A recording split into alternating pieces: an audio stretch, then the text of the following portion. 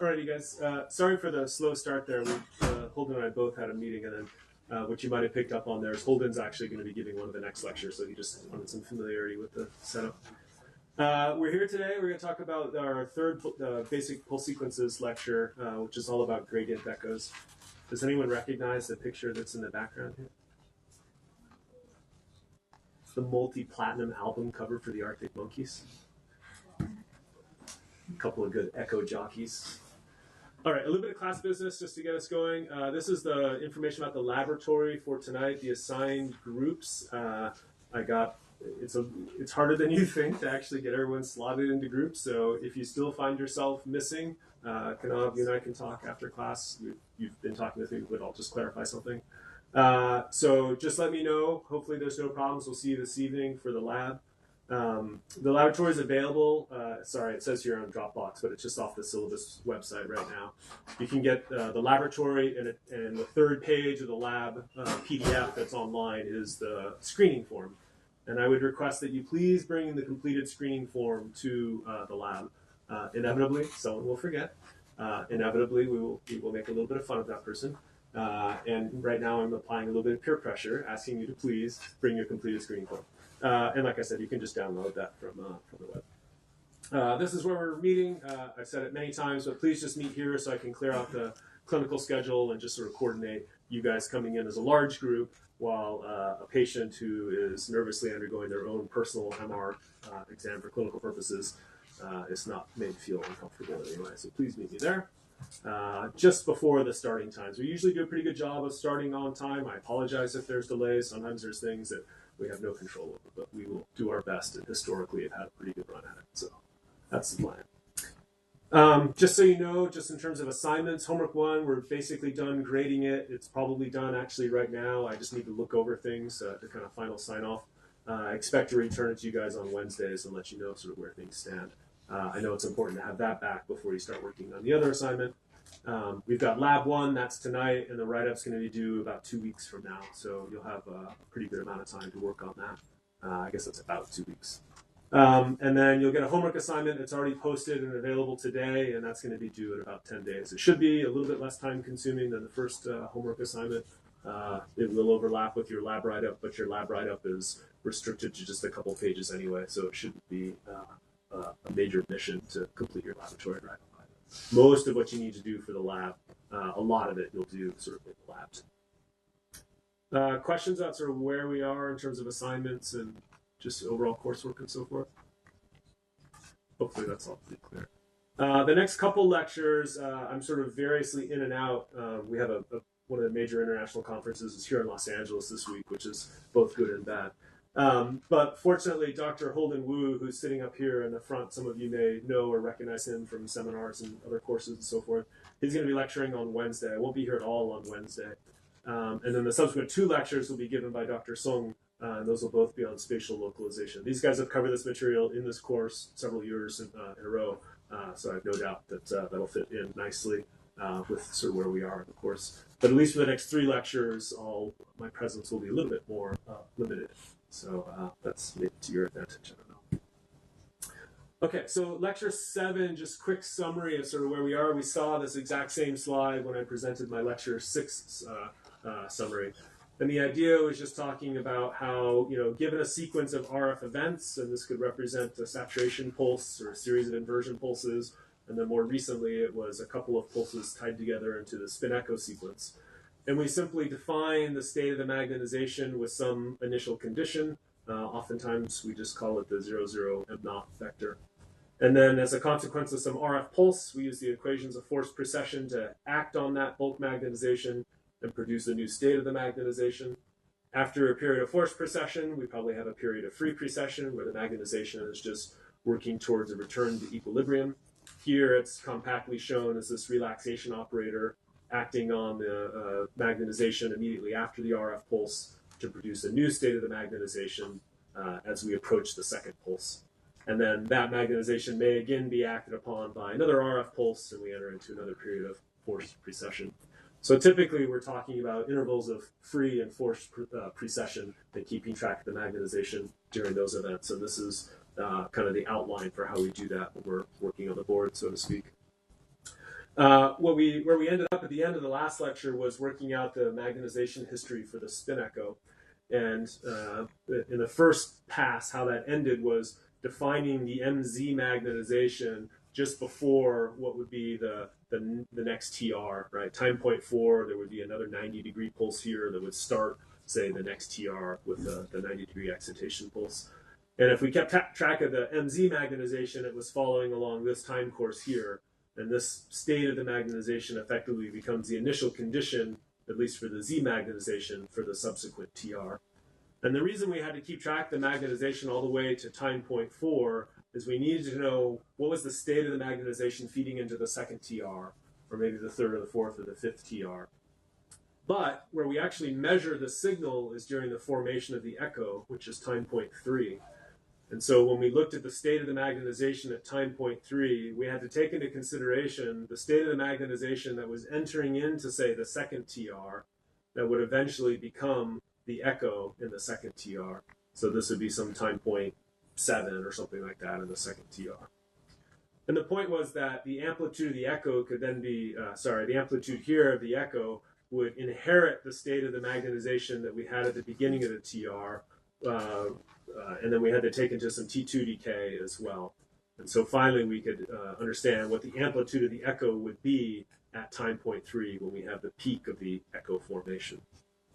And so there was a good question at the end of class. It got a little confusing. I'll try to be more clear with the nomenclature I used today, but why was it that the time point 4 magnetization was affecting the time point 3 magnetization? And that's a good question. It's not actually the case. It's rather the case that the magnetization at time point 4 is the history, if you will, for the subsequent RF events. And so we could have the formation of the spin echo would be at time point, I guess it'd be 5-7 if we carried into the next TR.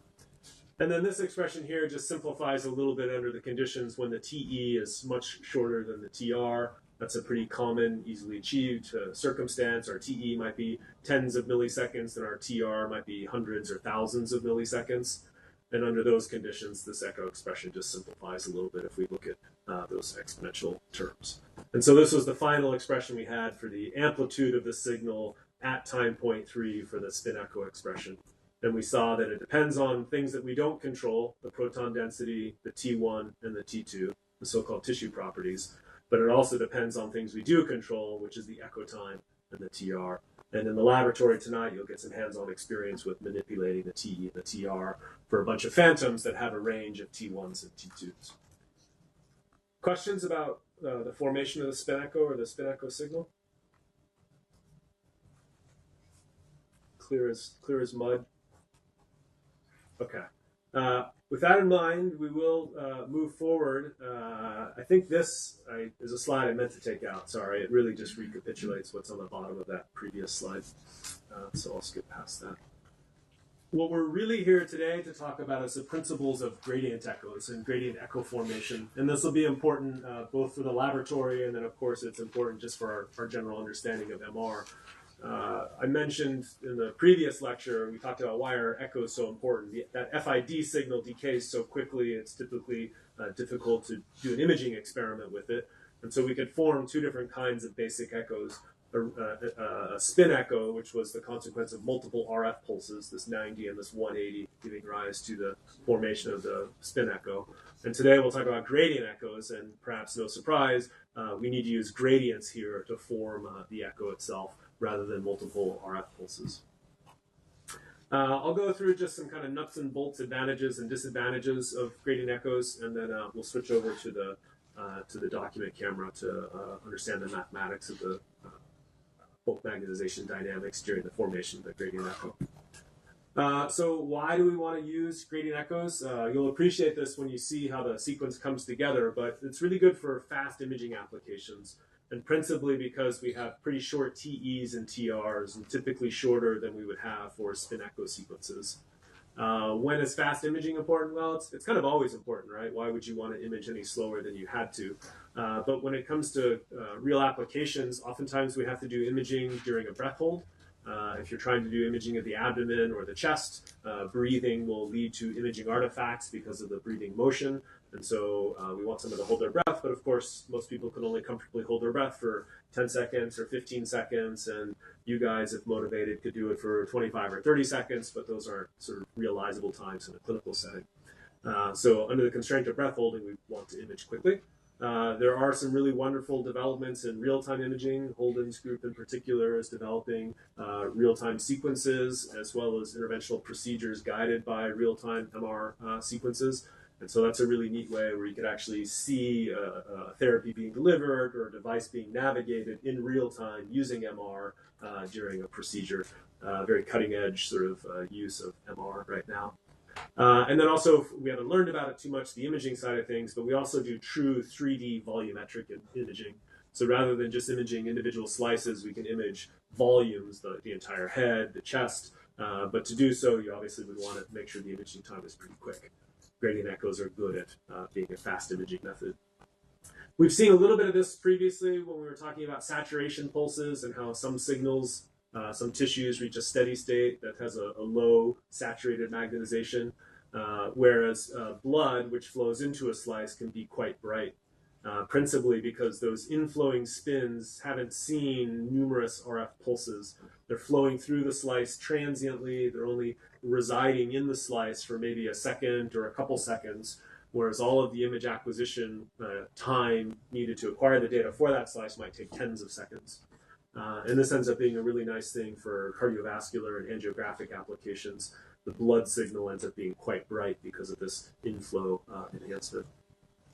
These sequences are also pretty low in SAR. We talked about SAR a little bit last time because the spin echo sequence can be high in SAR. SAR is related to the flip angle squared, and it's related to the heating of the subject or the patient. In gradient echo imaging, you'll see we typically use small flip angles. So we might use a 5-degree flip angle or a 15-degree flip angle, maybe 30 degrees, but almost always much less than the large flip angles you would see for a spin echo sequence. And so when heating risks are a concern, patients have implanted devices, and as you move to higher and higher fields, 7T imaging, for example, using gradient echo sequences is advantageous. It's a nice technique for being quantitative. We'll talk about this. Hopefully we have time at the very end of the lecture. We'll see how things proceed. We got a little bit of a late start. But there are so-called multi-echo acquisition methods where we can get multiple echoes off the same excitation pulse and get some extra information that way that lends itself to quantitation. We can do things like actually encode flow information and map a three-dimensional velocity vector field for blood or CSF or something like this. And we can use this technique to separate out the spin behavior that accords with water and that which accords with fat. So you can form these really neat images that are fat-only images and water-only images, which I hope we have a chance to talk about at the end here today. They're also relatively straightforward for doing so-called susceptibility-weighted imaging. We don't have a refocusing pulse that undoes the sources of off-resonance at sort of the pixel level. And so we can get heavily T2 star weighted images. We'll talk a little bit more about T2 star today, but it can be good for making more obvious the effects of iron-laden tissues or the appearance of iron-laden tissues, whether that's high iron content in a diseased liver or maybe it's blood products that are forming somewhere inside a nodule or a cyst or something. This is a pretty technical aspect that we won't have too much time to talk about specifically, but we have this idea of reduced crosstalk. And what I mean by that is in spin echo imaging, it's difficult to match the slice profile between the 90-degree excitation pulse and the 180-degree refocusing pulse. And that just means that we don't excite the same spins that we're able to refocus. They're difficult to design precisely that way. And that means it's hard to put your slices to be sort of immediately adjacent to each other. So for spin echo imaging, sometimes we need a gap between our slices. With gradient echo imaging, there's little or no slice gap, which is nice for 2D acquisitions where you want multiple continuous slices. And I'll try to show you a 2D multi-slice sequence at the very end today. Of course, if there's advantages, there are disadvantages. You have a sequence that's more off-resonance sensitive. Why? You don't have a refocusing pulse that was central to the formation of the spin echo. So you're susceptible in terms of your bulk magnetization behavior to things like field inhomogeneity, susceptibility, chemical shift. And inherently, you're going to be T2 star weighted rather than T2 weighted. And I put this under disadvantages, but it's either an advantage or a disadvantage. Sometimes it's useful to be T2 star weighted. But the underlying principle for that is you either do or do not have the refocusing pulse. In gradient echo imaging, you do not have the refocusing pulse. You would get larger metal artifacts than a spin echo image. So if you're trying to image a patient post-surgically and they have stents or wires or implanted devices or something like this, the metal artifacts on a gradient echo image can sometimes really wipe out large parts of the image itself, whereas they may be manageable on a spin echo image such that you can see relatively nearby anatomy. And of course, it's a whole field of research to be able to image in the presence of implanted metallic devices. You may want to do spine imaging near an orthopedic implant, or hip imaging near hip prothesis or something like this. So it's a challenging and pretty interesting area of active research. Lots of applications for this. I think I'll just let this stand for now because we're going to get at some of the applications when we look at some example slides, but you can read through this here. Infinite free time. We talked about this before. Here we go again, where I leave notes to myself in the slides.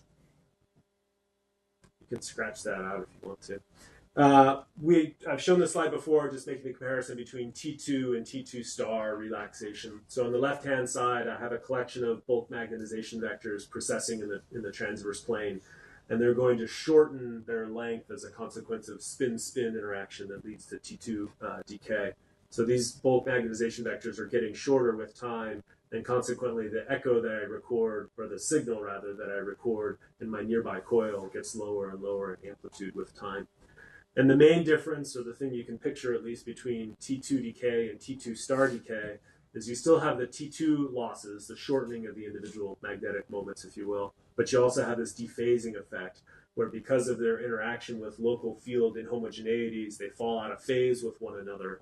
And now at the end here, at least, the vector sum of these little bulk magnetization vectors has rung down to something very close to zero.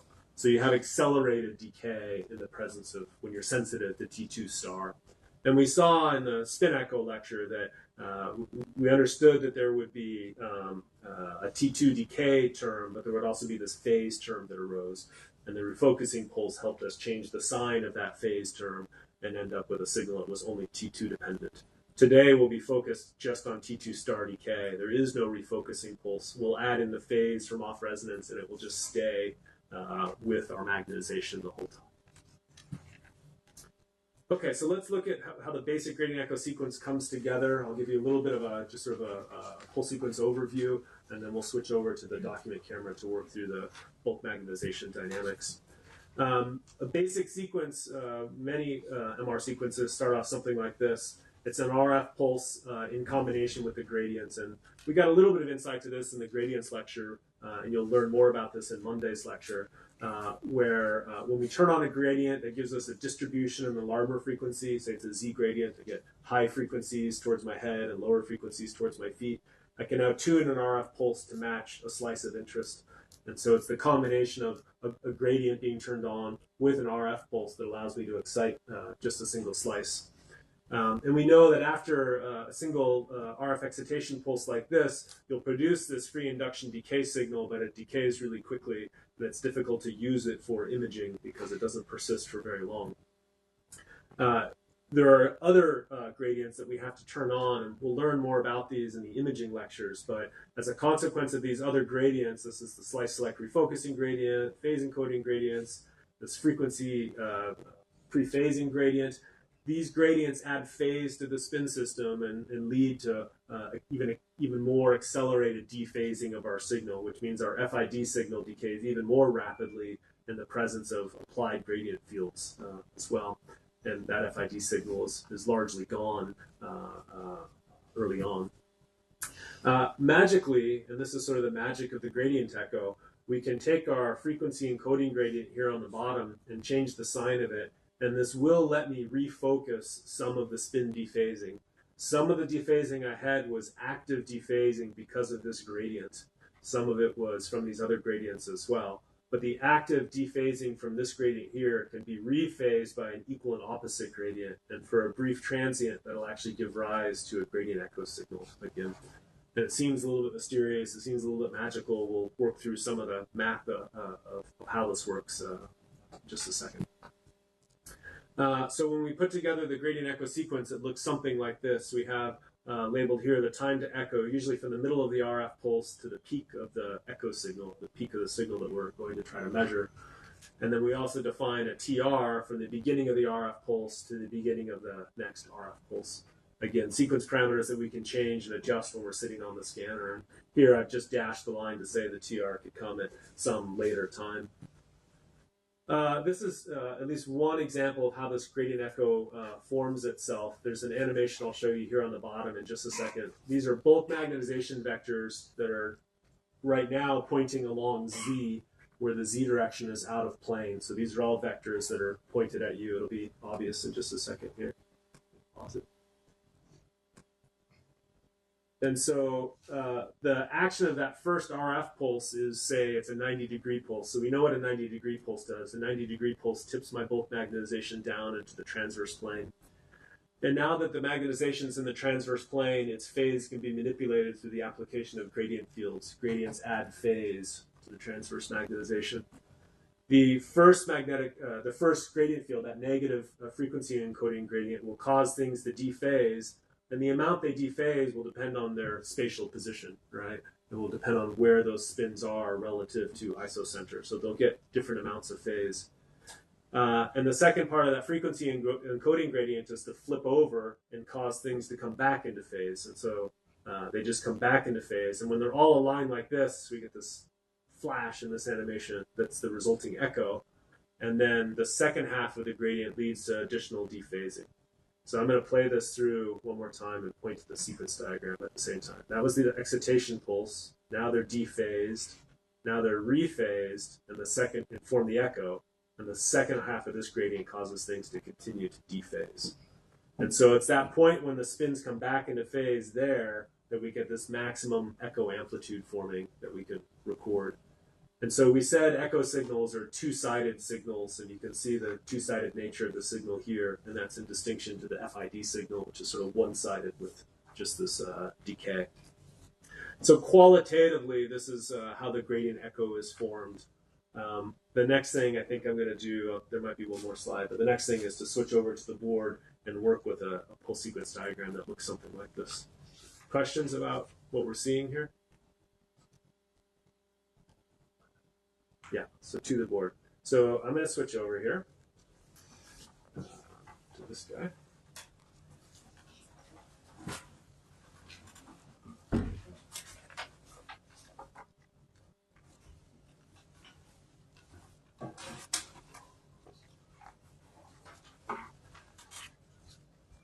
I cheated again, and I drew an axis for myself ahead of time. What I need to do is just draw a couple of events that are related to the gradient echo sequence. And so the first thing we had was an alpha pulse. And so I'll just draw that in as just a stick plot. And by alpha, I just mean it's a radio frequency pulse. It's an RF pulse that has some flip angle alpha. So I'm not specifically saying it's a 90 pulse or an inversion pulse. And in gradient echo imaging, we typically use lower flip angles, 10 degrees, 30 degrees. And so I'm just going to write it as an alpha pulse, and we'll take that into account shortly just with trig functions. After my alpha pulse, I had that readout gradient, and that readout gradient was just, say, a negative gradient that persisted for some time. And I'm going to describe that time as just being a time tau. And then I'm going to have to rephase my spin system. Remember, this gradient here causes spin dephasing, and now I'm going to rephase my spins with a positive gradient. And that positive gradient is going to persist for twice as long. And so I'll divide it in half here and indicate that I have a time tau and a time tau. Now, you'll probably remember from the diagram that it was at this point here that was the formation of my echo. And that's going to be an important time point for us. So we'll keep track of that in just a second. And then the last part of my pulse sequence would be some later time point I would play another alpha pulse. I'll just call it alpha. from the beginning of my alpha pulse to the formation of my echo is my echo time. So I can draw that time in here because I'll want to make use of that. And then the other time I want to keep track of is how much time passes from my first alpha pulse to my second alpha pulse. And that's just the TR. I'll draw that underneath here.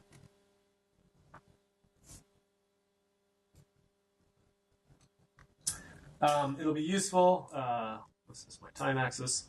It'll be useful to keep track of some specific time points, which is what we've typically been doing. And so I'll call this first event, event 1. The transition between the gradients I'll call event 2. The formation of the echo will be event 3. And then the end of the gradient echo, the end of the gradient activity will be event 4. And then the last thing I would have would be the beginning of the next TR, which would happen at time point 5. So those would be the time points that we want to talk about. So setup clear? Hopefully it's pretty much what you have in the slides already. So this starts off as normal. We want to talk about what's our MZ magnetization immediately before time point 1. And we all know that is M naught, right? We just have our equilibrium value of the magnetization. And on the right-hand side, I'll keep track of my transverse magnetization. And again, immediately before event 1. And how much do I have? Just 0. Here things get a little bit interesting, perhaps, compared to what we've done before. At least we want to talk about what's the state of the MZ magnetization after the alpha pulse. And the alpha pulse is just tipping the magnetization towards the transverse plane. If it's a 90, we get all the transverse magnetization, or all the Z magnetization into the transverse plane. In this case, it's just an alpha pulse. And so our MZ immediately after time point 1 is just M0 cosine alpha.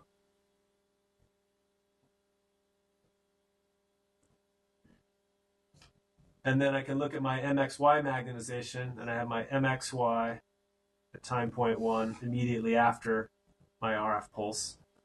And I'm inheriting magnetization from the Z-axis, right? So it's M0, it's my M naught magnetization sign. Okay, so at least during that forced precession activity, it's behaving basically like a conventional vector. We're just projecting part of that vector into the transverse plane. A little bit more interesting maybe is as we move towards time point 2. And so now I can keep track of what happens to my MZ magnetization as I approach time point 2. So maybe just before time point 2. And here I have to have my initial magnetization has to decay, and then I have to add my return to equilibrium term. And so that just looks like M0 cosine alpha.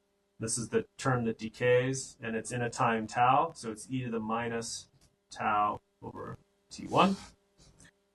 And then my return to equilibrium term always looks the same, so I have something like M0 1 minus e to the minus tau by t1.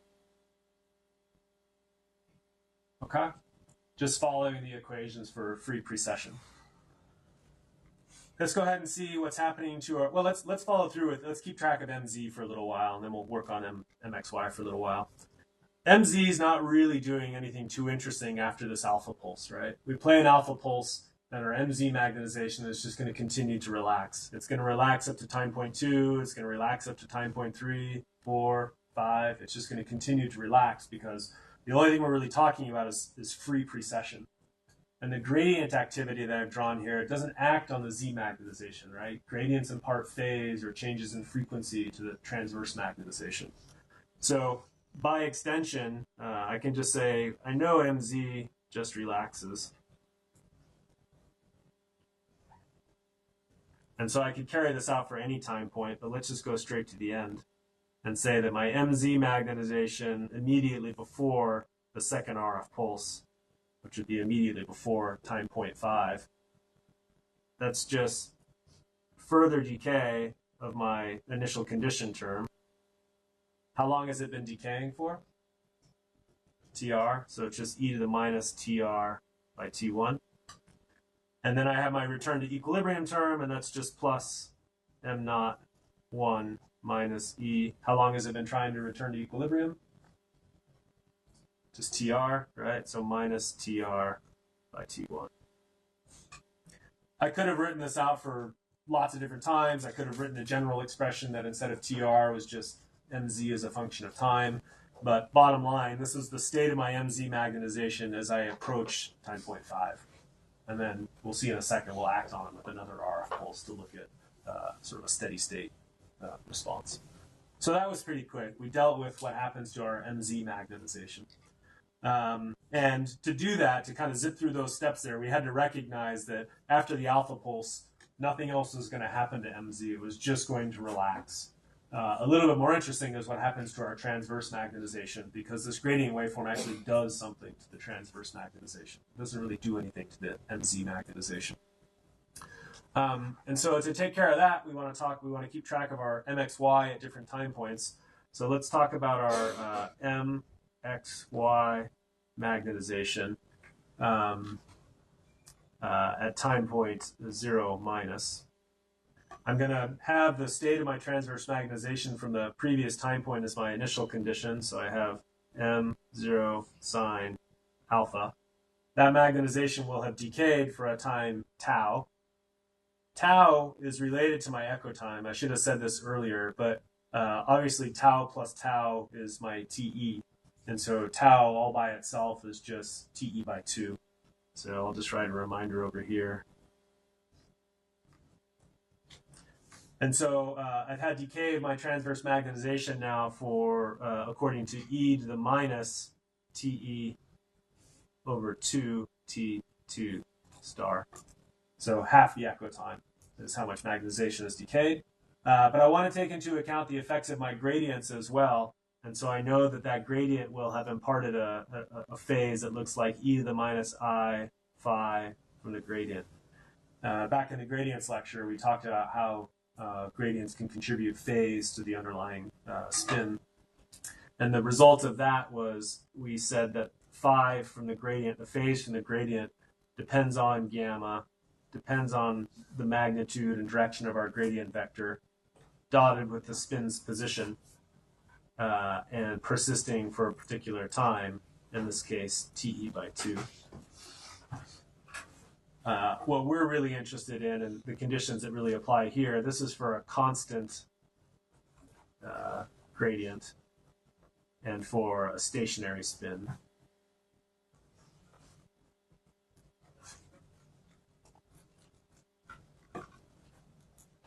And the point is just to say that we get some phase on a particular spin depending on the gradients that were applied. And we could be more specific about the value of that phase if we knew the specific gradients that were applied at the specific spin position that we were interested in. We'll just carry it through as a phase term for now. So the next thing to do is we did time point 2. There's no RF event here, so I could in fact have written this, and I'll do this for the next points. I could have written this as time point 0 plus minus, meaning there's no distinction between what's happening immediately or immediately before or after some of our events. RF events we take as these discrete events. There's something that's different immediately before and immediately after. Gradient events, we don't really have to do that. So we go from time point 2 to time point 3. So M, X, Y at time point 3. I'll just write it as 0 plus minus because I have the same result on either side of precisely time point 3. I'm just going to take into account as an initial condition the magnetization that I had at time point 2. So I write that out first as M0 sine alpha E to the minus TE by 2 T2 star. A little crammed for space, so I'll make some room underneath here. I need to decay further because it's been not just time tau, but another time tau, if you will. So I need to multiply by another E to the minus TE by 2 T2 star. That gets me both intervals of relaxation, if you will. And I have to take into account what happens from my gradients, right? And so I had an E to the minus I phi from my gradients. And I have to, now I have an equal and opposite gradient. The implication here is the gradient amplitudes are matched, in which case, for the same time tau, I will accumulate an e to the plus I phi g. Just the opposite phase for the positive part of my gradient waveform here. This simplifies a little bit because my relaxation terms can be combined and my phase terms now offset. And this represents or tells us that if the gradients are designed appropriately, these phase terms are offset and the spins will come back into phase with one another, right? And that was all those spins coming back into an alignment to form the echo as we expected or saw in the animation. So just collecting terms here, we have M0 sine alpha e to the minus TE by T2 star. Now in the spin echo lecture, we were a little bit more careful about T2 star. We talked about having T2 decay and also having an off-resonance phase term. Here, we're just collecting that off-resonance phase and the T2 decay into T2 star. So you can keep track of them individually if you want to, or we can put them together into a single T2 star decay component. So this signal is really important to us because this is the state of the magnetization when the echo is forming, right? So time point 3 corresponds to the echo time, and this is when we're recording our data. It's got its maximum amplitude. So that's the data that's recorded into our echo. And you can see that it depends on things like alpha, it depends on the echo time, and it depends on T2 star. So some things we control and some things we don't control. The interesting thing is that this gradient echo sequence is actually capable of having T1 contrast or T2 contrast or spin density weighted contrast. But the echo signal at this point in time, or at least as we've worked through the mathematics, looks to be only dependent on T2 star. So we got to answer that for ourselves. Where does the T1 contrast come from? And so we'll get to this in just a second, but the way the T1 contrast enters in is through spin history. This is just the state of the magnetization at time point 3, but imagine we've got a train of RF pulses and we've got the 100th RF pulse that we're looking at. At that point, the state of the magnetization depends on those previous TRs, and we inherit information, if you will, or spin history from the previous TRs into the current TR that we're evaluating or using for imaging. So you'll see in just a second that this term here needs to get updated because it's the second TR or the nth TR, and that's sort of our next thing that we need to do. If we wanted to, we could carry through our magnetization, say, to further time points. We could go out to MXY at the end of our sequence. So MXY at time point 5 immediately before the last RF pulse. I've skipped time point 4. You could take care of it just by adding some more relaxation and more gradient phase. At time point 5 in particular, I just have M0 sine alpha, that's sort of everything that came in at the very beginning, times e to the minus TR by T2 star, times e to the plus I phi g. And so this term here really comes from the initial condition, or from sort of the early RF pulse activity, and we'll see how eventually that carries a T1 term with it.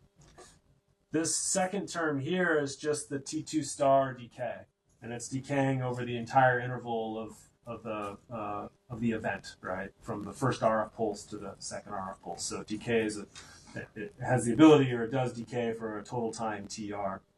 And the second term here, this really came from the third tau, right? It came from the time in between when we formed the echo to the continued dephasing we had from the second part of the gradient there. The nice thing about this expression at this point is this term here is a decay term, and the second term here is really a dephasing term.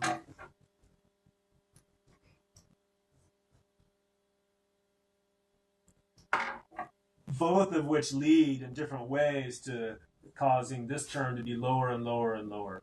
And so under, simple circumstances, if nothing else, this MXY magnetization at the end of the TR is pretty close to 0 or maybe 0.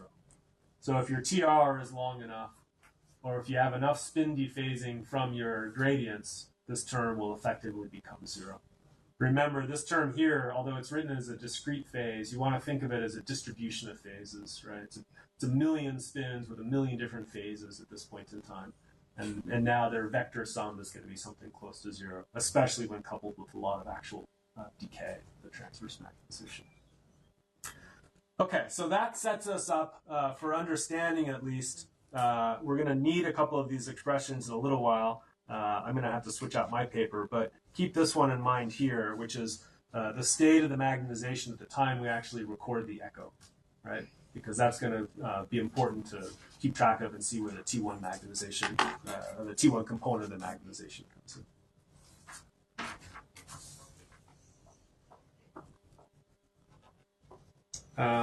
Right. And then you also want to keep track of this expression here. I'm going to rewrite these in just a second, but you could flag those for what's coming up next. What I'll do, I'll go ahead and work through this second page here, which gets us towards understanding what I call the steady state solution. All we've established right now is what's the state of the magnetization during the first TR. And in general, we don't care about the first TR because we need dozens, hundreds, thousands of TRs to composite all of the imaging information that we need. So we want to talk about something like a steady state solution. How do we arrive at the signal we would get if we just kept playing RF pulses of amplitude alpha with a fixed TR, and we just kept doing that for hundreds of RF pulses. So that's the second thing that we need to work on. Give me just a second. I'll switch over here and we'll work through that part. Questions about sort of where we landed here, actually?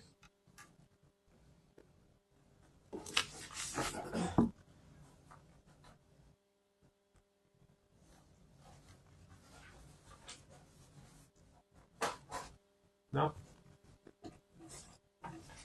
I don't know if it's my remarkable clarity or if it's remarkable confusion. All right.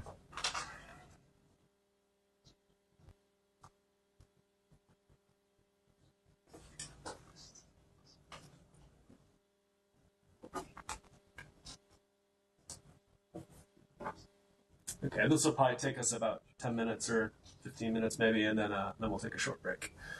Okay, so you guys had this just a second ago, but remember that we had MZ at time point 5, so the very end of the TR before the second RF pulse, and that was just M0 cosine alpha e to the minus TR by T1 plus M0 1 minus e to the minus TR by T1. So that's just what happens after a single event, if you will, after a single RF pulse. A little bit more generally, we could recognize that on the front end here, this right here is really our initial condition specifically for the first RF pulse where everything's exactly at sort of perfect equilibrium. We could write this a little bit more generally to say, well, maybe that's just some initial condition. Maybe we don't know exactly the state of the magnetization before that first RF pulse event. Something else has perturbed the system already. So we have some initial condition. And we still keep the rest of the relaxation terms. So this initial condition is going to decay. It's going to be projected down onto the transverse plane, or it's like a component of it is left standing on the z-axis. It's going to decay, and then I still have my return to equilibrium term. So that's just borrowing from exactly what I have up above. And what we're trying to understand is the magnitude of the echo after many, many RF pulses, because that's the more realistic circumstances. We don't usually care about the echo and the echo signal for the first TR. We care about it for hundreds of TRs later. And so this term here, again, this just is my initial condition term. In general, we could write a slightly more, slightly more general expression. And we could say that the MZ magnetization for time point 4n plus 1. Okay? 4n plus 1. If n is 1, this is just time point 5. So it's the same thing we were talking about just a second ago, but I'm writing it a little bit more general, and you'll see why in just a second.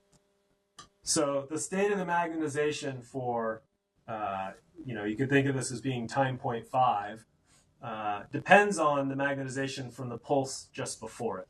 So this is, or the MZ magnetization from the previous TR. And so the previous TR is 4 times n minus 1 plus 1 at time point 0. And so this is, here I'll call this the current TR. And this here you can see is just the next TR. Sorry, the previous TR.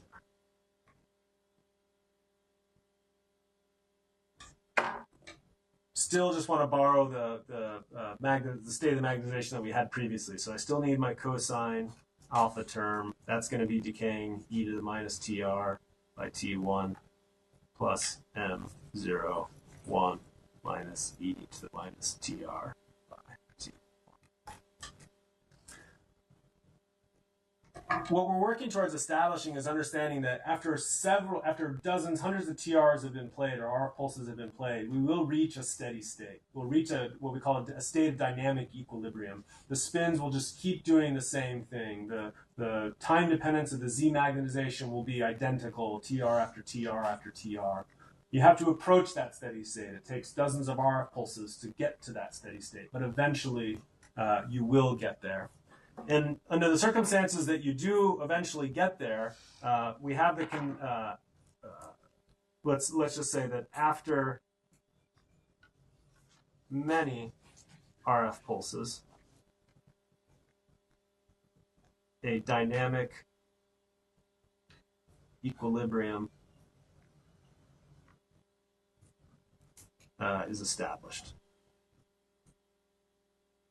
What does that mean? Well, it means that the state of the magnetization entering into the TR is the same. TR after TR after TR after TR. And so that means that the MZ magnetization for time point 4n plus 1, just before, so the magnetization at the end of one of the TRs is actually going to be equal to the magnetization coming from the previous TR. So this condition where the amount of magnetization at the end of one TR is the same as the magnetization available at the end of the previous TR, we're establishing as a dynamic equilibrium state.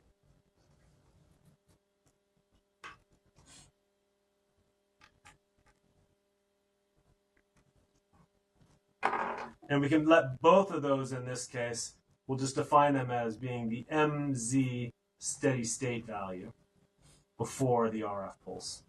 And Lauterbur talks about this right around equation 733.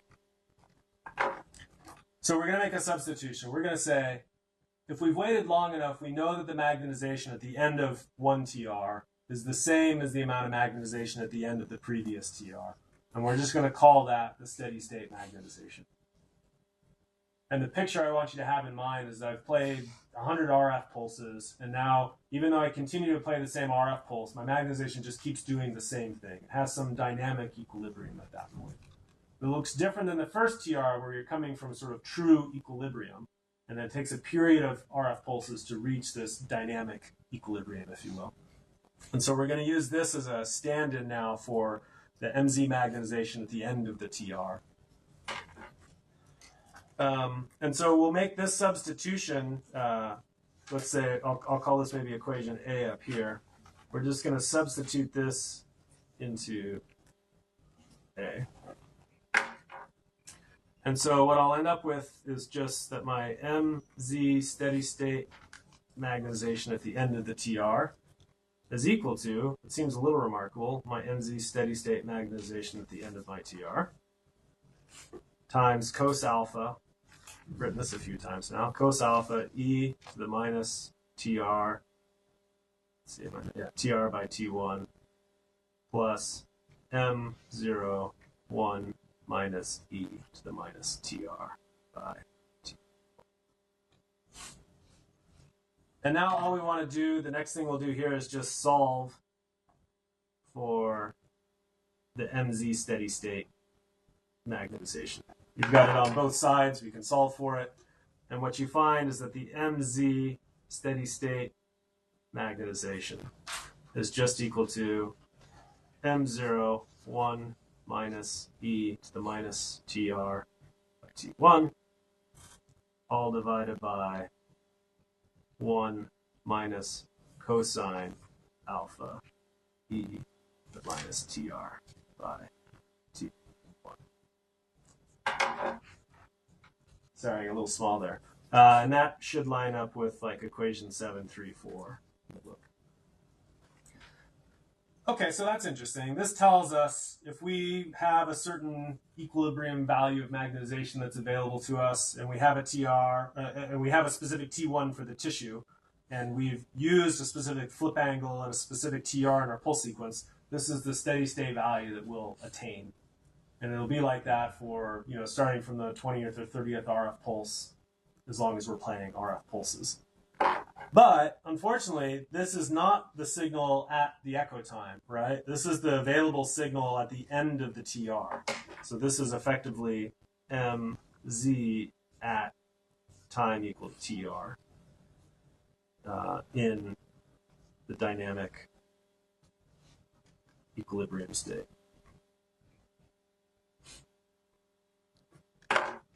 This now becomes the magnetization that enters into the nth TR and colors the echo that we're going to record. This is the initial magnetization that's going to pre-multiply onto the state of the transverse magnetization all the way back at time point 3. So what we want to do now is go back to the drawing that we had a second ago, and we want to talk about, well, what is the signal equation or signal expression actually at time point 3. We understand what it is after many, many RF pulses. That's the magnetization that goes into the next RF pulse and ultimately colors or changes the exact description of the magnetization at time point 3. And specifically, we care about the transverse magnetization because that's the magnetization that we actually record. So we have to take that expression and just effectively use it at this point. We go back to our MXY expression, so our MXY at time point 3, and we didn't really care about before or after, so 0 plus minus. That was just M0 sine alpha e to the minus TE by T2 star. More generally, if we get out to not being, say, the third time point, but the third time point in the 100th echo or something like that, then that M naught term is just replaced by MZ steady state 0 minus times sine alpha e to the minus TE by T2 star. And we now know what MZ steady state is, and we start to see that the signal at the echo time will now depend on both T1 and T2 star. And so now we just need to take this expression here that we had above 734 and plug it in, and we get the last expression that we really care about, which is just M0 times 1 minus e to the minus TR by T1 divided by 1 minus cos alpha e to the minus TR by T1. That's that steady state magnetization, and then we have the components that showed up directly in the transverse magnetization, which was the sine alpha e to the minus TE by T2 star. And I forget which equation that ends up being in Lauterbur, but this is the key result. Okay, so let me summarize, and then maybe we'll take a short break. We had to keep track of the magnetization, MZ and the MXY magnetization during the first TR. That told us what was going to happen in the second TR. Then we made an assumption. We said, well, under dynamic equilibrium, magnetization entering into the nth TR is the magnetization available at the end of the n-1 TR. Work that out until we finally get down to the point of describing the transverse magnetization at the echo time in the dynamic equilibrium state. And we get this expression here. And what's cool about this expression here is we finally see that it depends on things that we maybe expected. It depends on T2 star, tissue property, depends on T1, which is a tissue property, and it depends on M0. And M0 is effectively a tissue property that's related to the proton density. So all three tissue properties show up. And then it's controlled by different imaging parameters as well. And in this case, it's controlled by the echo time. You'll see that on the scanner tonight. It's controlled by the TR in a couple places, but it's controlled by the TR, and you'll control that tonight. And what shows up anew here is this dependent on alpha, the flip angle. So we'll see, and we'll study this a little bit further in a bit, that the flip angle itself actually manipulates the image contrast. And we can take limits of this expression and look when the TE is really long and the TR is really low, TR is really long and the flip angle is really low, and that will give us some indication as to whether our transverse magnetization is going to be more dependent on something like T2 star, more dependent on something like T1, or perhaps more dependent on proton density itself. Okay, that was a fair bit of work to be had or to be done. Questions about sort of where we landed or the steps that we took to get there? Okay.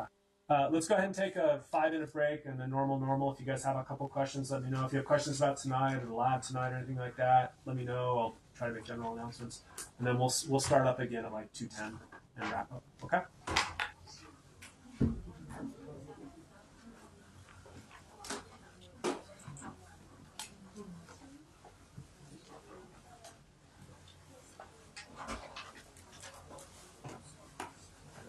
Take a break in between.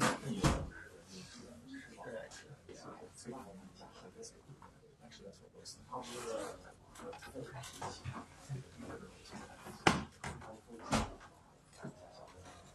So, two thoughts. One is, it's hard to picture the dynamic equilibrium by just the calculations. Yeah. Next time, just show it. Yeah. No, that's a good one. No, I think I have that in my notes from this.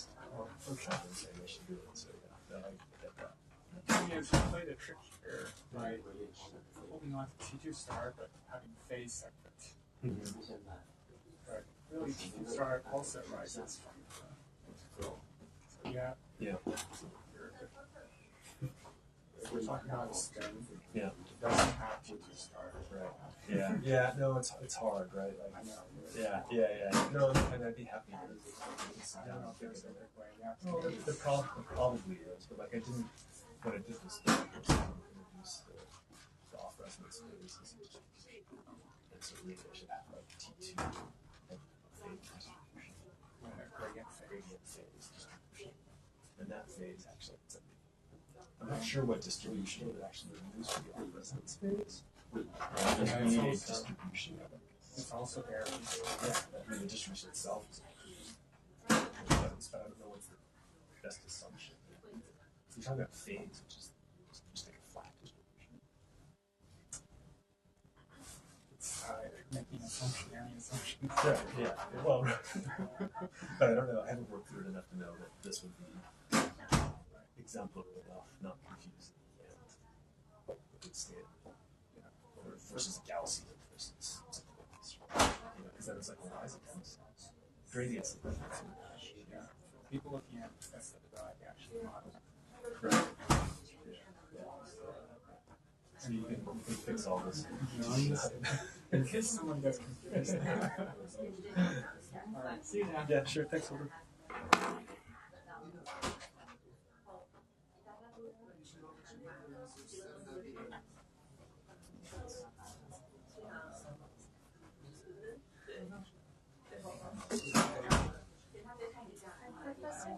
I don't know if you got my email, but I didn't see my name on the notes. Oh, shoot.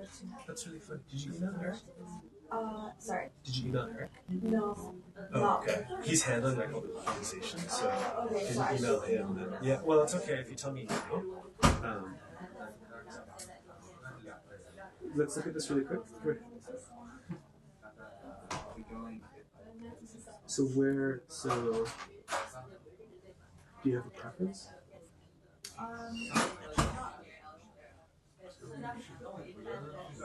Why don't you join this group? Okay. Do you know Sukaria? No. She's sitting just here. This is Sukaria. This is Eunice. You guys are going to work tonight in the lab together. And then you can meet Sheikh with Yuan and Nan. Yuan and Nan. Let's see. Yuan and Nan. I think it's these two. Yuan and Nan? Right? Yeah, Nan Wang? Yeah. And then Yuan? Yeah. So the three of you are in lab tonight? What's that? Okay, sorry. Oh, Yuan. Right, gotcha. Okay. So Yuan's in the back there. So Eunice is going to join your lab group tonight. That's all. Thank you. Lynn, eh? Lynn. L-E.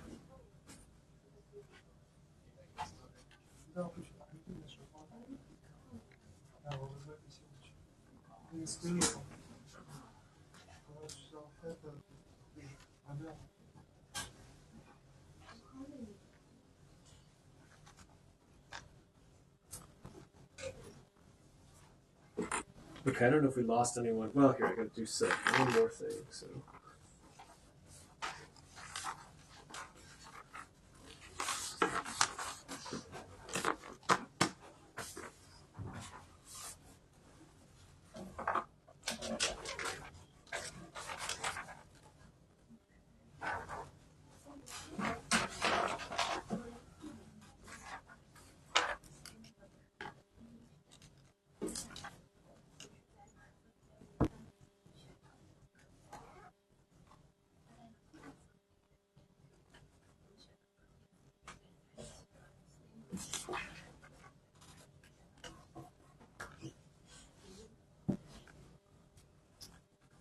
You know, I have a feeling we're not going to get to this one today. And it's not, I'll talk about it when it makes sense, but I think I'll just leave it in the recording and then you guys can look it over. It's a relatively easy derivation. Okay. Are people mostly back? 95%? Okay, I apologize if we run sort of right up to 3 o'clock. It's my fault we got started a little bit late, but as per usual, there's a bunch of stuff I want to try to cover. So we have a sense now from that last sort of derivation that the magnetization at tiny point 3 carries with it a dependence on T1, T2 star, and proton density. Do you mind?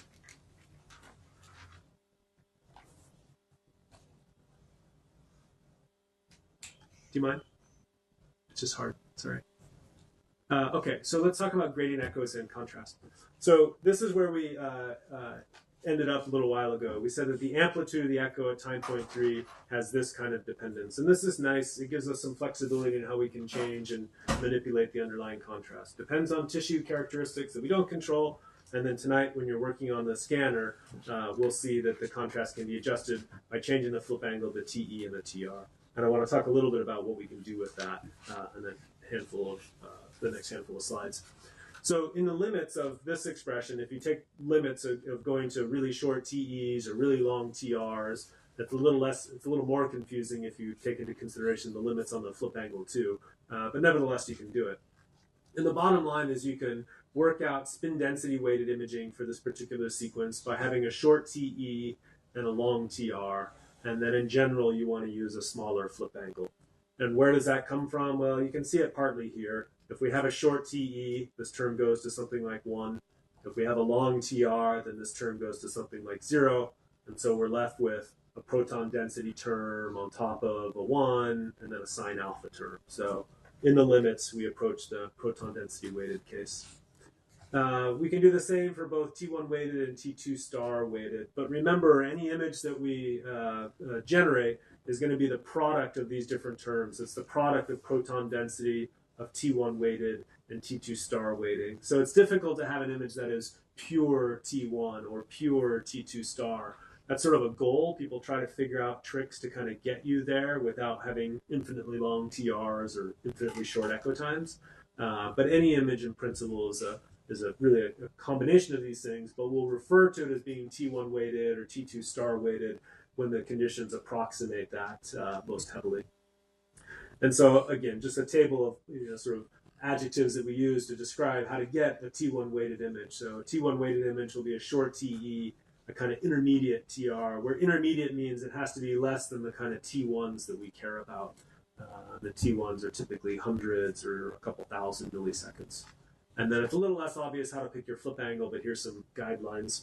The next slide sort of spells this out a little bit more clearly, where we can look at specific TE values and specific TR values. And probably the biggest takeaway from this, and we'll look at this at the very end of the lecture, is the comparison of the gradient echo sequence to the spin echo sequence.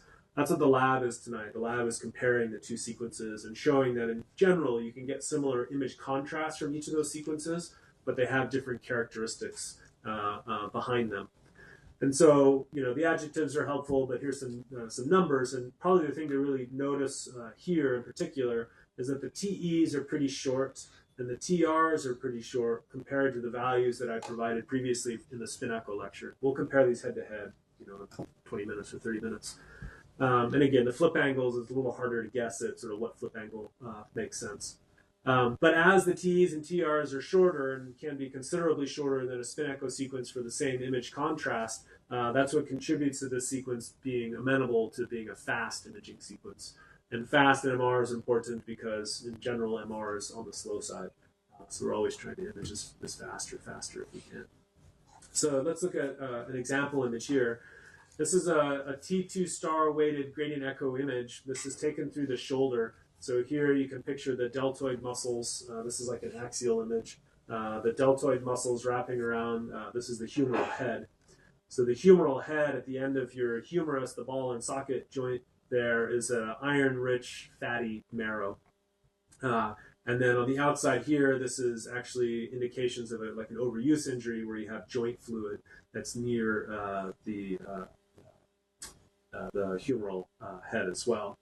This particular image was taken with a TE of 9 milliseconds, kind of on the short or intermediate-ish side. What we'll look at here is the same image acquisition, but acquired with a longer echo time. And so on a long echo time, things that were sort of iron-rich and fatty, iron leads to T2 star decay. If you have iron overload in your liver has a short T2 star. You can have iron overload anywhere or you can have an iron-laden signal anywhere you have blood or blood products. So here with a long echo time, it accentuates differences in T2. T2 dependence comes in through the TE. And so things that have a long T2 stay bright, and joint fluid is kind of like CSF, and it has a long T2, and so it stays bright on a T2 weighted image. And the thing you can picture is the transverse magnetization is decaying, and if it has a long time constant, then it's going to decay very slowly, and joint fluid is decaying really slowly in this case.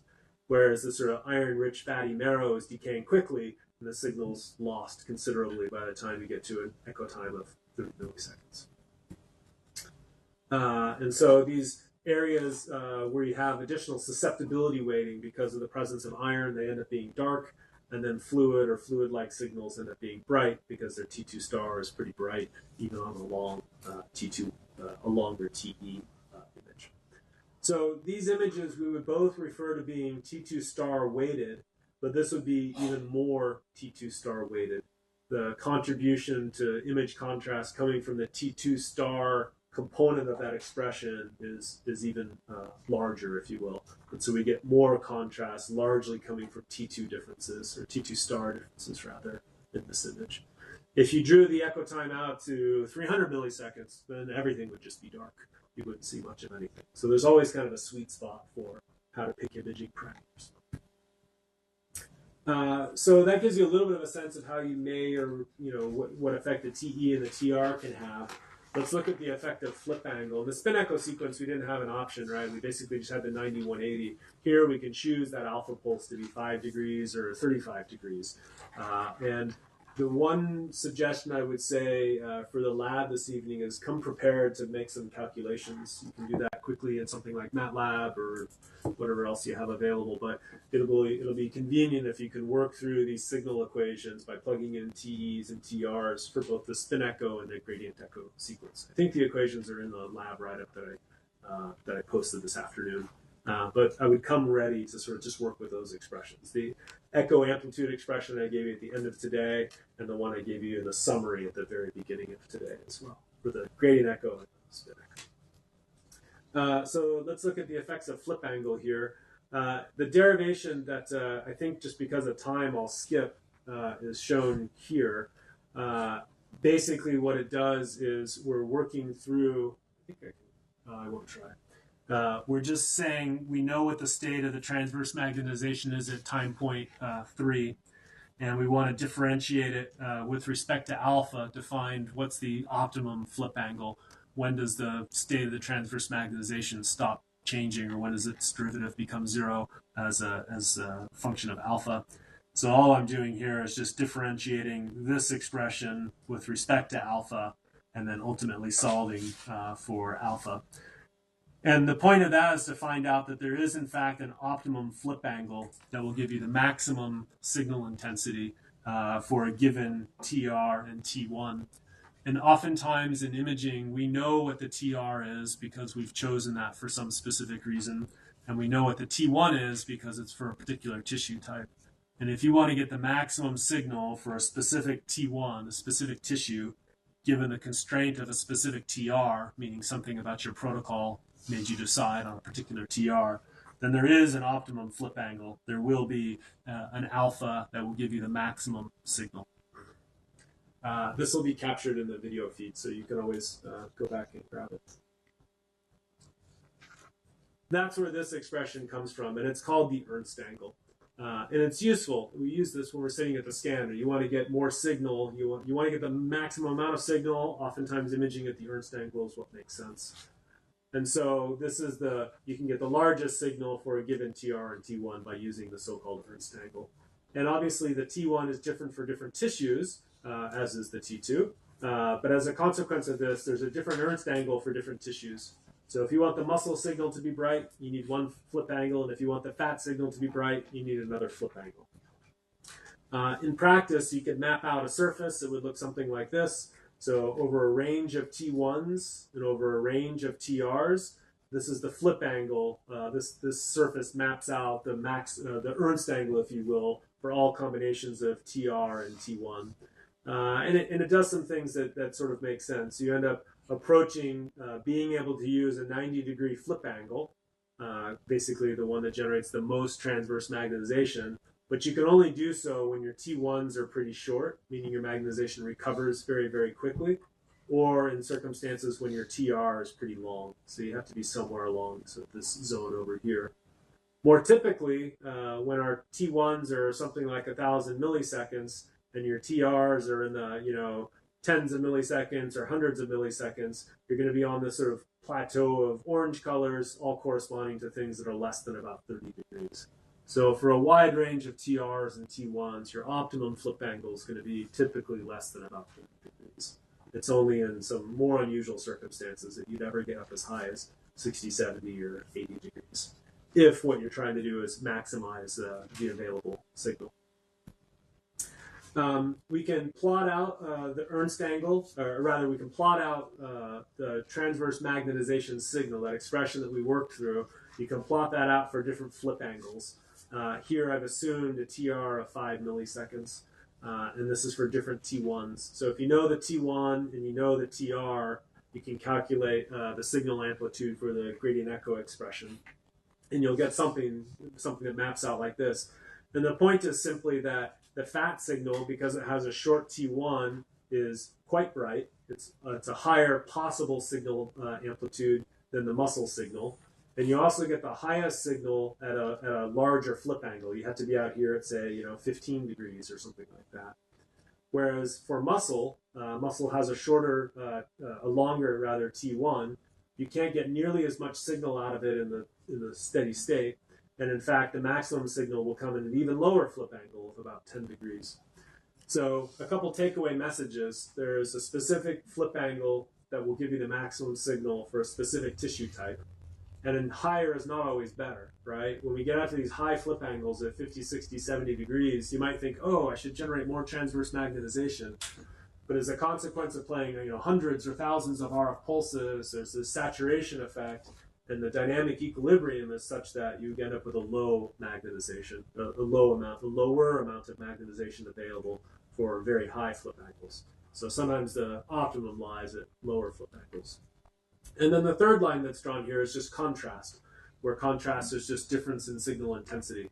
And interestingly, the contrast, and oftentimes that's what we care about, if you want contrast between muscle and fat, you need yet a different flip angle.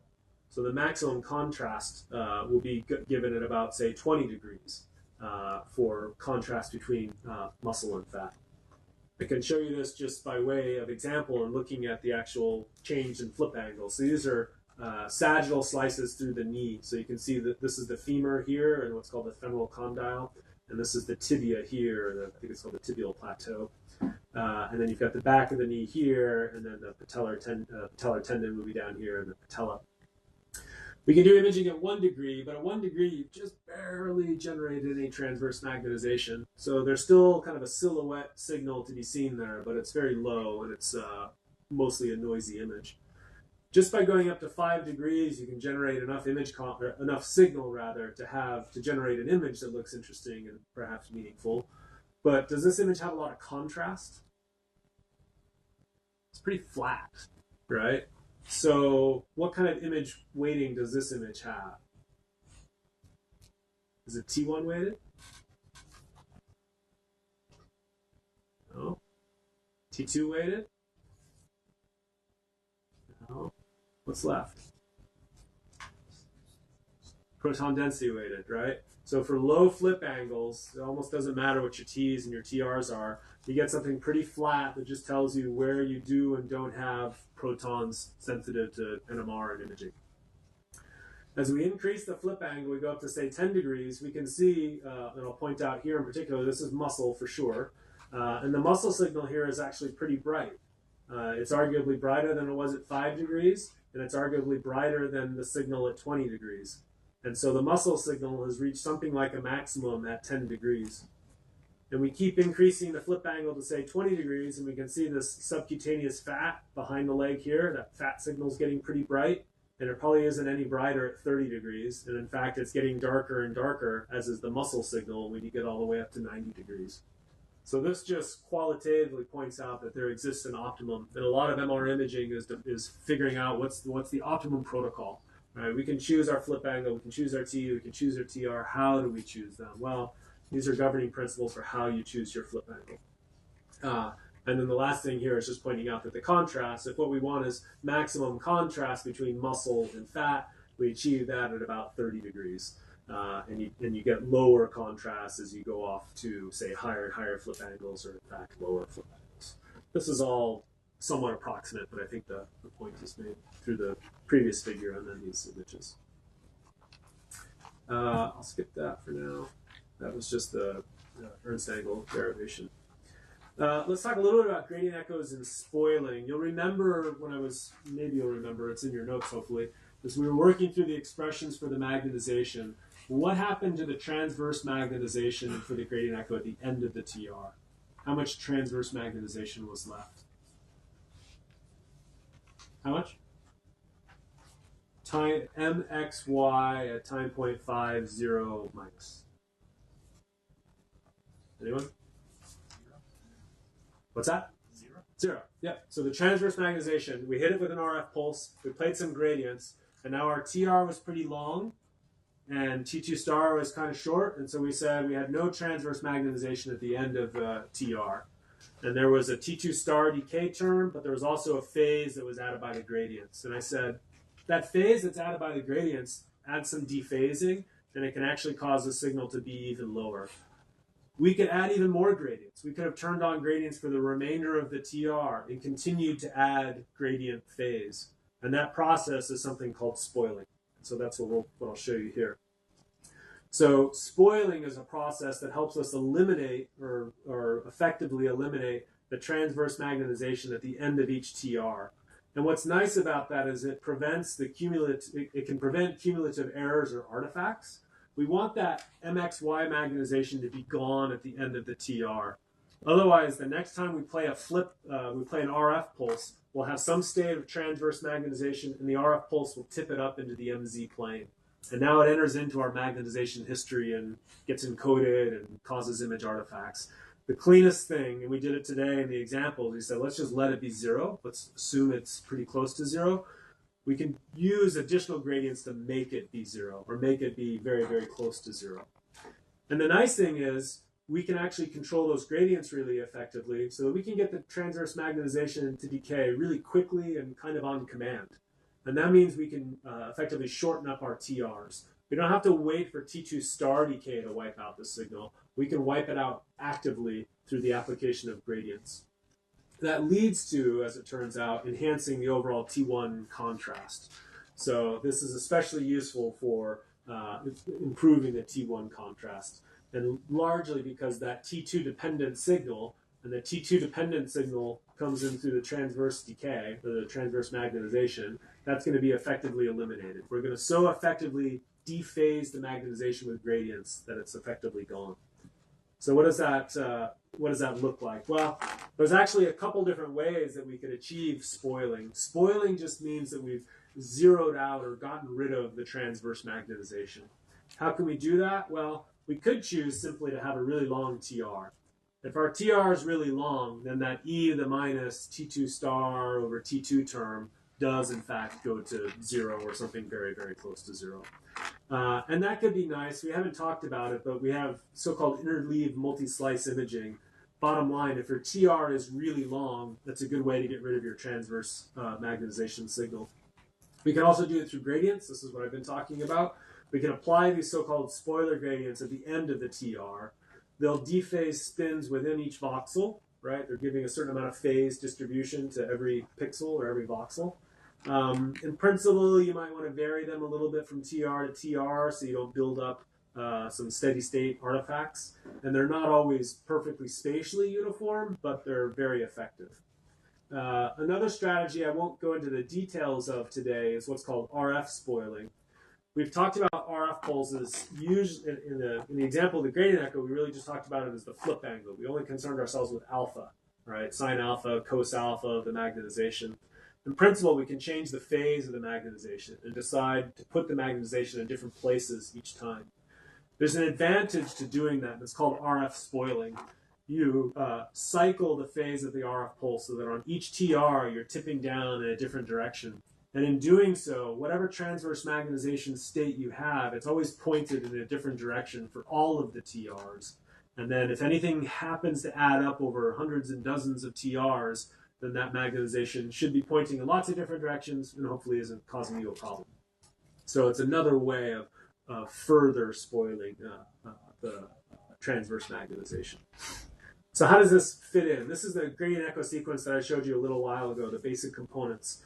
We had slice selective excitation, and then this gradient down here. You'll learn more about this gradient because it serves a couple roles, but we call it the frequency encoding gradient. It's going to be critical to spatial localization, but it was obviously important to the formation of the echo itself. And then we said we had a long amount of time, however much time it was, until we played our next excitation pulse, and that was measured by a time TR. Now, from the formation of the echo here to the end of the TR, that transverse magnetization should be decaying. And if our TR is longer and longer and longer, then there's more time for the transverse signal to decay. But we don't like having long TRs, right? We want to have short TRs so we can image quickly. This only allowed us to acquire a single echo. A single echo is basically a line of imaging information. We need hundreds of lines to build up the actual image itself. So we'd really like our TR to be as short as possible. One of the first things we can do is add the so-called spoiler gradient. You can add it in principle on any axis. Here I've shown it on the slice select axis.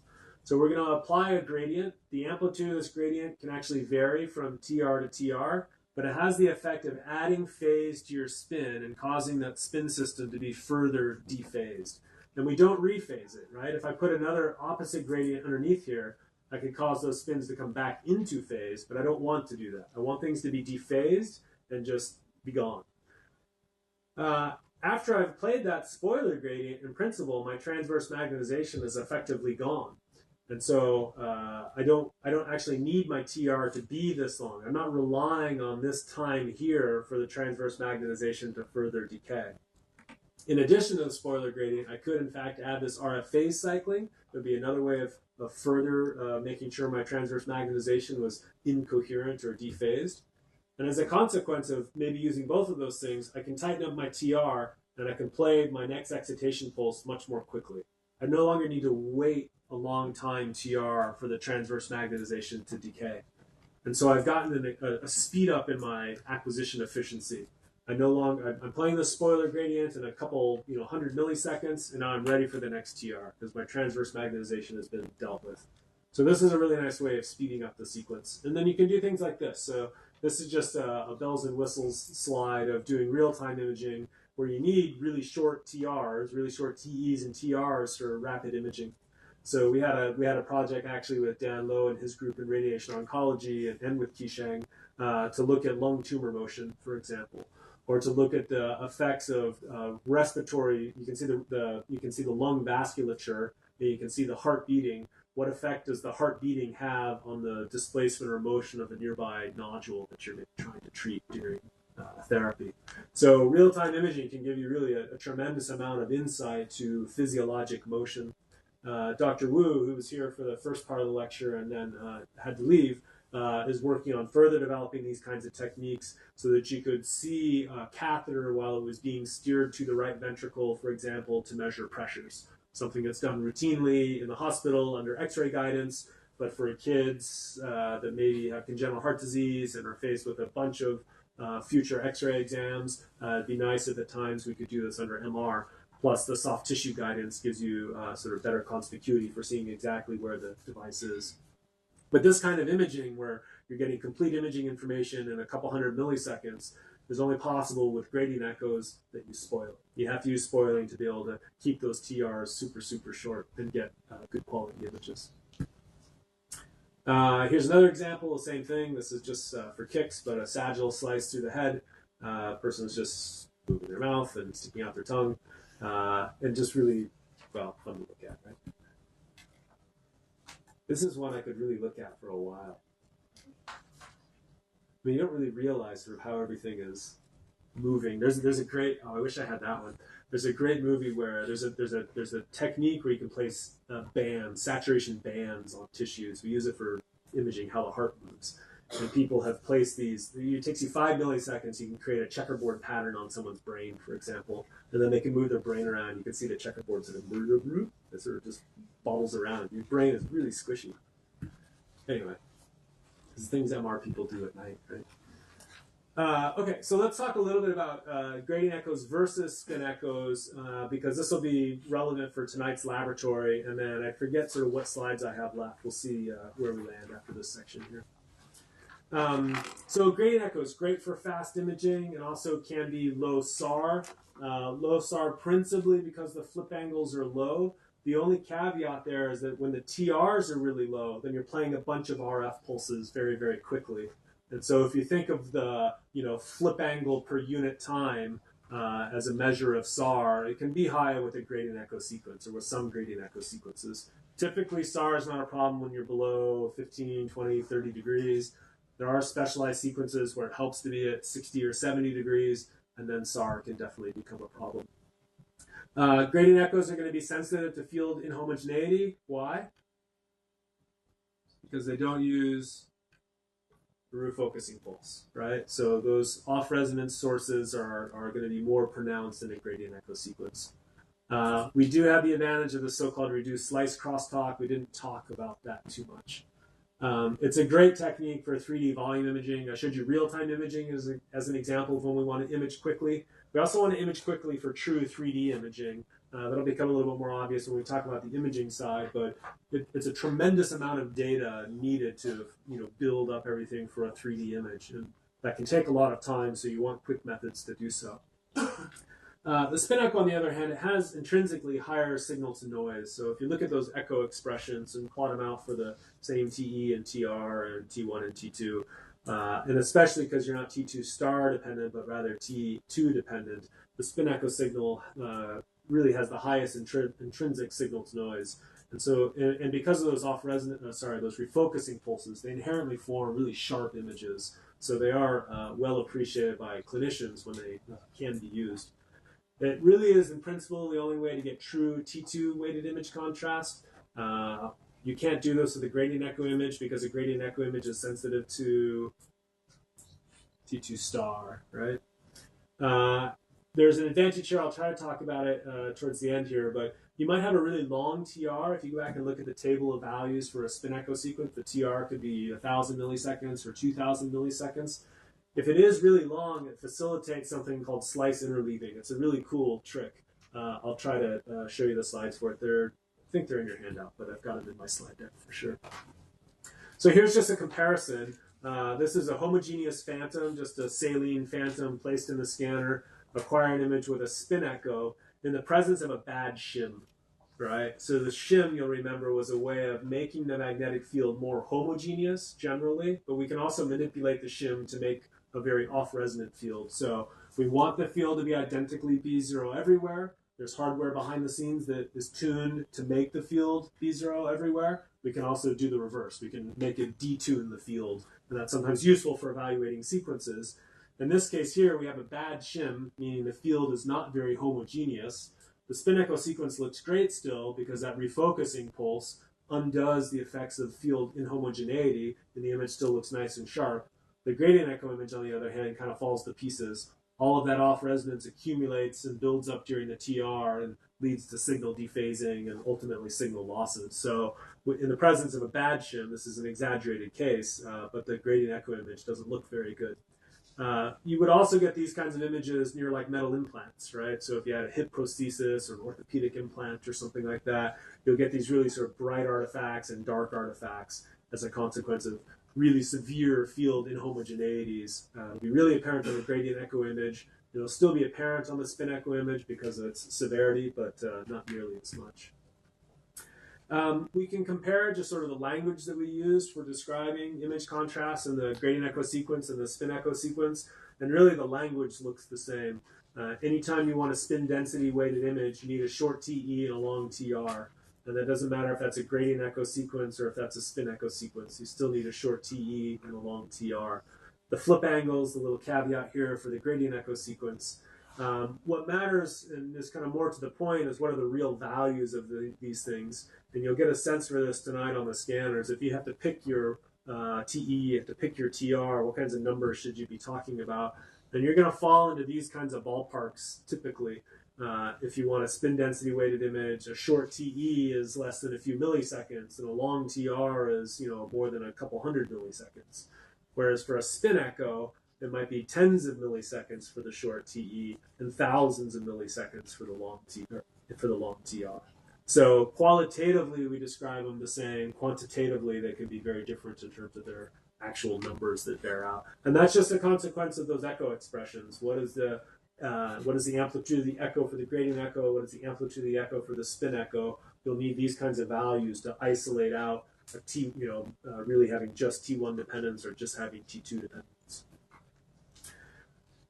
So here, I think again, you guys have this in your slides, so try not to look ahead if you want to play along. We got two images. There's an image on the left, image A, image on the right, image B. One of them is a spin echo image, and one of them is a gradient echo image. If you haven't looked ahead, does anyone want to try to explain which one they think is a gradient echo image?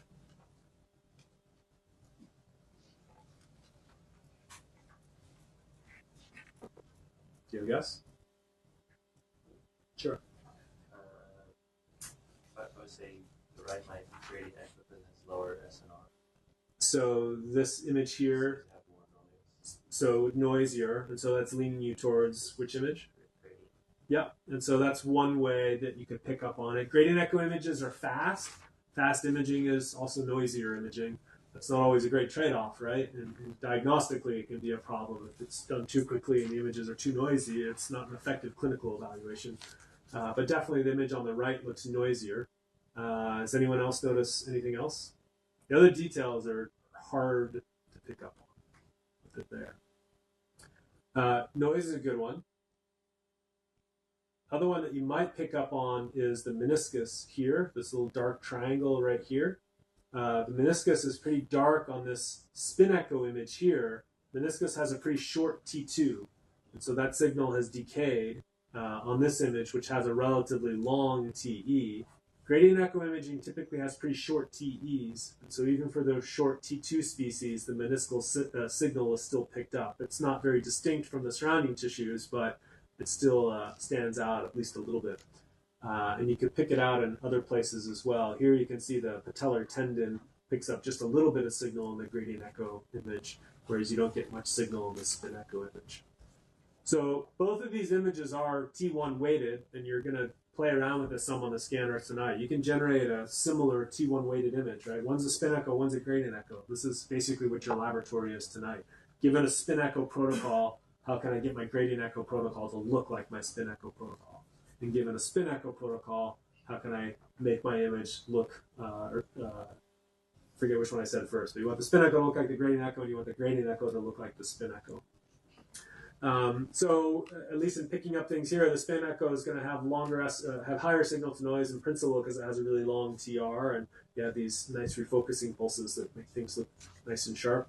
And the GRE image has a short TE, and so you can pick up that meniscus and tendon signal just a little bit better.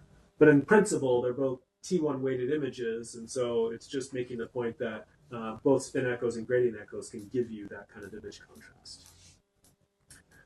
We could look a little bit at acquisition time here. The acquisition time, this will be helpful some tonight as well, but we're going to get into imaging here starting next week, Monday. The total acquisition time can be calculated from the TR.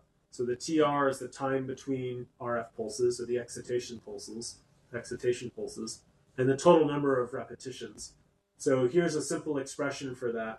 The total acquisition time is the TR times the number of KY lines times the number of KZ lines. Now, we haven't talked about, this is K-space. You can think of these as just being lines in the image. How many lines do I have in the up and down direction, and how many slices do I have in the stack? And then maybe I did some averaging as well. I could repeat the acquisition 2 times or 10 times. And the product of these things will give me my total acquisition time. And this will frequently become minutes or even tens of minutes because your TR is, tens or hundreds of milliseconds. And the product of these things down here could be 100, 1,000, or even 10,000. So simple examples here, the spin echo maybe has a 500 millisecond TR with a 256 by 256 matrix and no averages. The total acquisition time will work out to be about 2 minutes. And that's just the product of 256 lines that you need to acquire. You don't have to worry about readout points yet. We'll appreciate that when we get to imaging. And so you'll find that you can get this image in about 2 minutes. The gradient echo image may get a very similar overall image contrast using a TR of only 10 milliseconds, and as a consequence would only run about 25 or 26 seconds.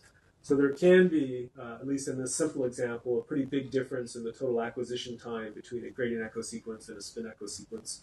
And you'll confront that a little bit this evening because there'll be periods of the evening that feel like you're waiting for paint to dry.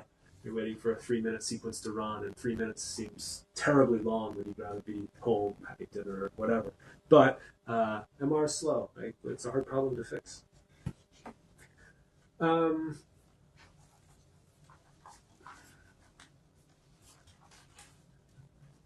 I knew we wouldn't get through all of this, but I'm always ambitious. I'm always hopeful, right? Here's what we're going to do. You guys have a busy evening with me tonight. I'm going to leave out the spin echo and gradient echo tricks. I don't know when we're going to get to it. It may come in ad hoc, sort of at the end of some other lecture. It's hard for me to share with you everything that I think is fun and interesting with MR. But let's go ahead and call it a wrap for this evening. It's a little closer to 3 o'clock rather than 3:30 if I went through all this. And like I said, I'll see you in lab this evening. So if there aren't questions, then we'll wrap. And you can download the lab online. It's available. Homework 2 is available. You can download that and get started on it. Ask me questions. I will not be here. I can't be here Wednesday's lecture, so you're going to have to make use of the office hours for help with the homework. We'll be here the second week for sure. So if you have questions, let me know. Otherwise, you're free to go. Fill out the screening form before the MR lab today. It's part of the lab packet online. It's the 3rd page. Print it out. Fill it out. I don't need your personal information. There's a bunch of headers about your phone number and your address, all this kind of stuff. All I really want to know is that if you come into the MR scanner room with me, we won't have a medical event. Okay? If you're not comfortable talking to me about that, that's fine. We have nurses, technicians, physicians that you can talk with. If you're concerned about some medical device that you have or something else, not a problem. I'll find someone with whom you can talk. But please fill out that screening form so you understand the safety considerations and you know what patients would have to go through before having their own MR exam. Okay? Okay, if you have questions, let me know. Dismissed.